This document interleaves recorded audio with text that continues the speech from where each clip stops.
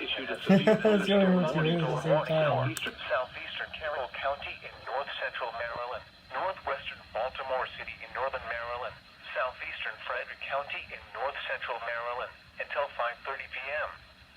At 4:46 p.m., a severe thunderstorm was located over New Market, Oregon, 9 miles north of Damascus, moving east at 30 miles per hour. Hazard, 60 miles per hour wind gusts and quarter-size hail. Source, radar indicated. Impact, damaging winds will cause some trees and large branches to fall.